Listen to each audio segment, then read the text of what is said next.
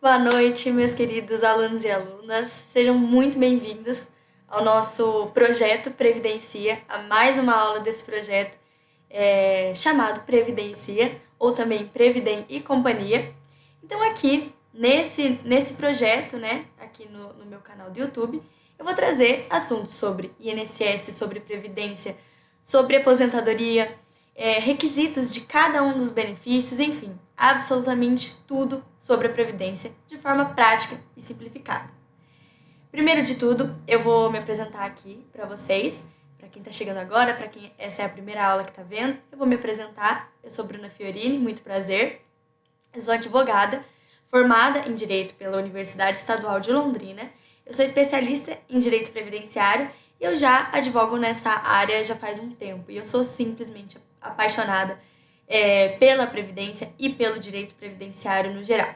E de tanto gostar do assunto e de tanto falar sobre esse assunto, eu iniciei esse projeto, o Previdencia, aqui no YouTube. Então, muito prazer, sejam muito bem-vindos a mais uma aula desse meu projeto tão querido e tão amado. Vamos começar? Como sempre, eu gosto de relembrar vocês qual que é o objetivo principal aqui que eu tenho com esse projeto, tá? Do Previdencia. Então, o propósito principal é simplificar, explicar o INSS para a população no geral e para todo mundo que quer aprender um pouco mais sobre quais são os benefícios da Previdência, os requisitos de cada um. Então, cada uma das aposentadorias, das milhares de regras de aposentadoria que a gente tem hoje em dia, auxílio-doença, aposentadoria por invalidez, auxílio-acidente, salário-maternidade, entre muitos outros benefícios do INSS. Essas aulas aqui no YouTube, elas vão acontecer, em regra, uma vez por mês, tá? Aqui no meu canal do YouTube. E assim, o meu objetivo com essas aulas é que elas sejam bem práticas, bem direto ao ponto mesmo, sabe? Bem dinâmicas. E aí, mais ou menos esse é o meu objetivo, que as aulas sejam bem direto ao ponto mesmo, para que toda a população consiga entender o que eu tô falando aqui, certo? Recapitulando, nas nossas últimas aulas a gente falou sobre uma, né, das regras de aposentadoria, tá? Então a gente falou todas as regrinhas de aposentadoria, né? A gente começou com a aposentadoria por idade, lembram? Aí a gente passou pela aposentadoria por tempo de contribuição, então a gente estudou cada uma das regras de transição, os requisitos, então isso tudo foi muito bem abordado. E aí, como a gente finalizou oficialmente as aposentadorias, a gente literalmente exauriu esse conteúdo, né? Então a gente falou sobre todas as regras de aposentadoria. E agora vamos começar o estudo dos demais benefícios do INSS, certo? Porque o INSS ele envolve tanto aposentadorias em si, quanto demais benefícios, como auxílio-doença, aposentadoria por invalidez, salário-maternidade, né? Isso vocês já devem saber. Mas o INSS ele não gera apenas as aposentadorias, mas também os demais benefícios aí que ele cuida, ok? E para iniciar esse estudo dos demais benefícios do INSS, eu decidi falar sobre o auxílio-doença, que é um benefício do INSS que é bem famosinho, e ele vai ser concedido para as pessoas que estão incapacitadas para o trabalho por um certo período de tempo, tá? Então, hoje a gente vai falar sobre o auxílio-doença. E é importante falar que o nome desse benefício, né, a gente fala auxílio-doença porque é o mais conhecido, mas recentemente, com a reforma da Previdência, ele teve uma alteração e agora ele se chama auxílio por incapacidade temporária, tá? Mas eu continuo falando auxílio-doença porque é mais palpável para a população no geral. Mas lembrem-se que o nome certo dele agora é auxílio por incapacidade temporária, tá bom? É o novo auxílio-doença, mas é basicamente a mesma coisa. Até porque essa nomenclatura foi alterada, porque não é porque você está doente que você está necessariamente incapacitada ou vice-versa. Então, percebam que esses conceitos de doença e de incapacidade, eles são conceitos diferentes e não podem ser confundidos, ok? Por exemplo, uma pessoa que, sem sintoma nenhum, ela descobriu um câncer em um exame de rotina, né? Então, ela tá doente, ela descobriu em um exame de rotina, ou seja, ela não tem sintoma nenhum, ela tá doente, mas ela ainda não tá incapacitada para o trabalho. Pode ser que ela venha a estar incapacitada para o trabalho, mas não naquele momento, ok? Deu para entender bem essa diferenciação aí de incapacidade e doença? Então, vamos para o próximo tópico. Vamos verificar agora quem tem direito de receber o auxílio-doença, né? Que é o nosso principal ponto aqui no nosso estudo. Então, quem que tem direito de receber o auxílio-doença ou o auxílio por incapacidade temporária? Lembre-se que esse é o novo nome. Então, quais são os requisitos? Primeiro, carência de 12 meses, tá? Esse conceito de carência eu já expliquei nas primeiras aulas, se eu não me engano, eu expliquei na primeira aula. E se você não lembra, volta lá para estudar novamente o que significa, porque é importante que esse conceito seja estudado, tá? Então, carência de 12 meses. Basicamente, de forma bem assim, supérflua, isso significa que a pessoa precisa ter contribuído 12 meses para ter direito a esse benefício, tá? Pelo menos 12 meses. Então, comecei a trabalhar hoje, a gente está em junho de 2023, eu vou ter os 12 meses de carência lá para junho de 2024, tá? Basicamente é isso. Segundo requisito, qualidade de segurado no momento da incapacidade. O que significa qualidade de segurado? A pessoa ela precisa ser segurada do INSS no momento que ela ficou incapacitada. Então não adianta nada ela ter ela ter uma carência de 12 meses, né? Que ela cumpriu, por exemplo, lá em 2015, ela trabalhou de 2015 até 2016, um ano certinho. Ela cumpriu a carência de 12 meses, mas ela nunca mais contribuiu e nunca mais trabalhou, desde 2015 até o ano agora de 2023. Isso significa que ela tem carência, mas ela não tem qualidade de segurado. Então, no momento da doença, né, no momento da incapacidade, essa pessoa ela precisa estar segurada do INSS. Então, ela precisa estar trabalhando ou contribuindo ao INSS como autônoma ou como facultativa, porque a pessoa que não exerce nenhuma atividade laboral também tem direito de contribuir para o INSS de forma facultativa, tá? Ou essa qualidade de segurado é trabalhando ou contribuindo, ou então ela pode estar no chamado período de graça, tá? O que é esse período de graça? É um período que a pessoa continua com a qualidade de segurado, ou seja, ela continua segurada do INSS, mesmo não contribuindo, ou seja, mesmo não estando pagando o INSS ali e mesmo estando desempregada, por exemplo. Percebam que essa pessoa ela não tem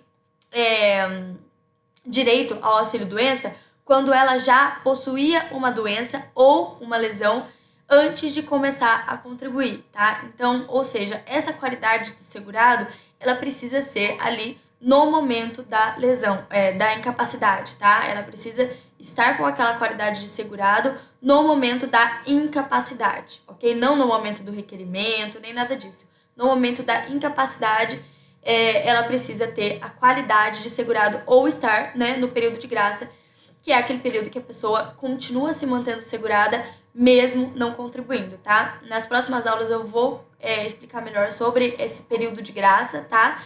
Mas basicamente é um período que a pessoa, por exemplo, fui demitida hoje do meu emprego, né? Eu já tinha, estava trabalhando, ou seja, estava contribuindo para o INSS e era segurada do INSS. Fui demitida hoje. O INSS, ele concede para nós um período de, no mínimo, 12 meses, mantendo a qualidade de segurada, tá? E esses 12 meses chama período de graça. Em determinadas situações, esse período pode ser estendido para 24 meses e até 36 meses, tá? Em situações mais específicas, ok? Mas nas próximas aulas eu aprofundo esse conceito com vocês, mas é mais ou menos isso que é o período de graça, ok? Terceiro requisito, incapacidade total e temporária para o trabalho. Aqui percebam que a pessoa precisa estar totalmente incapacitada para o trabalho. E essa incapacidade, ela precisa ser temporária, ou seja, ela tem um prazo para acabar, ela não é definitiva, tá? Então, a gente consegue estimar um prazo para a pessoa recuperar essa capacidade para o trabalho. Porque se a gente não conseguir isso, se ela for indeterminado, o prazo dela for indeterminado, aí a gente vai falar da aposentadoria por invalidez, tá? Mas isso é assunto para a próxima aula. E só um detalhe com relação ao auxílio-doença para os segurados empregados, tá? Aqueles registrados, aqueles CLT. Para eles, né, para os segurados empregados, o período de afastamento para ser concedido o auxílio-doença, ele deve ser maior que 15 dias. Então, a pessoa precisa estar de atestado, estar incapacitada por mais de 15 dias para ela ter direito a esse benefício do INSS. Por quê? Porque até 15 dias de afastamento, e isso a gente já mistura um pouquinho com o direito do trabalho, mas até 15 dias de afastamento, quem é responsável pelo pagamento do salário do empregado é o empregador, tá?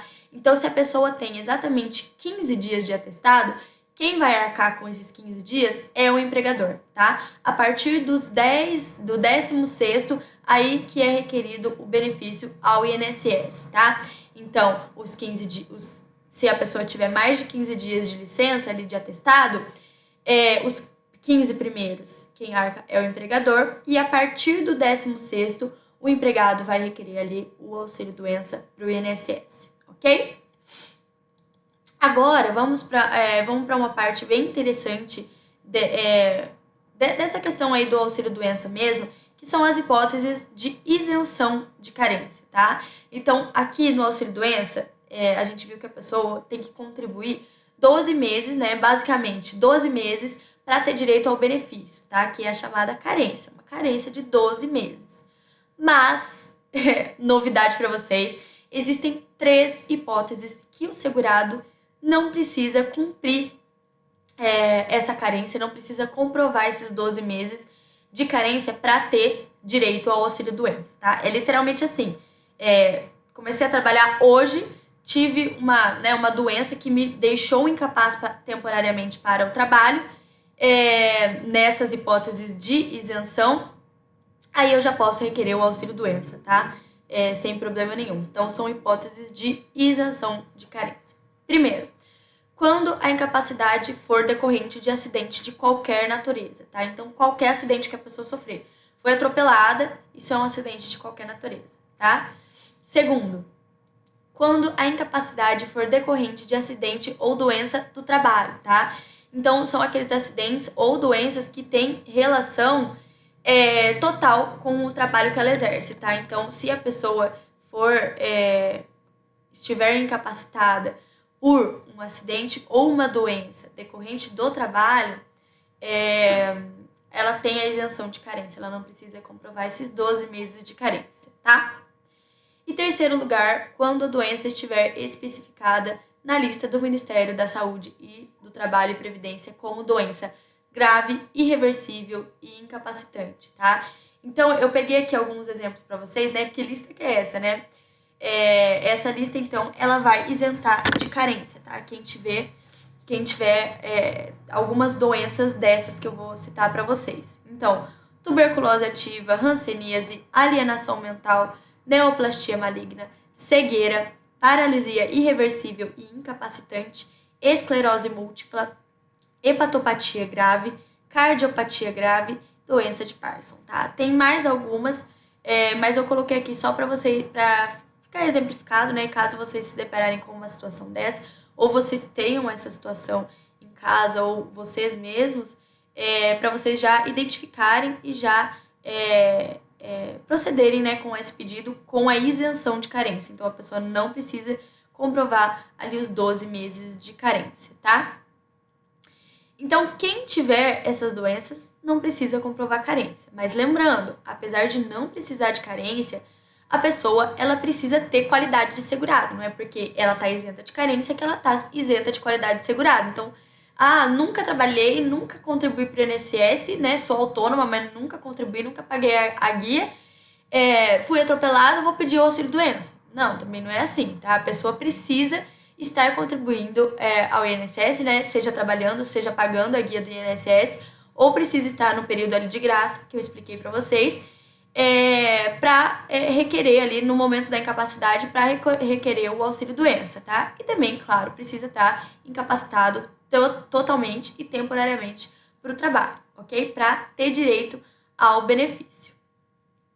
Então, hoje falamos sobre o auxílio-doença e os seus requisitos. Na próxima aula vamos falar sobre a aposentadoria por incapacidade permanente, também conhecida por aposentadoria por invalidez. Então, eu comentei com vocês que o auxílio-doença teve uma alteração na nomenclatura. A aposentadoria por invalidez também, agora ela se chama aposentadoria por incapacidade permanente, tá bom?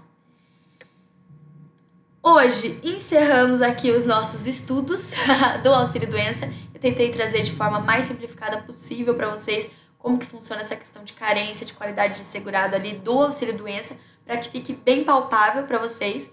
Eu espero que tenha sido muito útil, né, para vocês, para a família de vocês, para o estudo de vocês, enfim. Lembrando que qualquer coisa vocês podem se sentir à vontade para me perguntar, para falar comigo, por aqui mesmo, ou podem me chamar no meu Instagram, né, @brunafiorini, que eu vou estar à disposição de vocês. O que eu quero mesmo é ajudar toda a população com relação à questão da Previdência, INSS, benefícios previdenciários, todo esse mundo. Desde já eu agradeço muito pela atenção e até a próxima aula.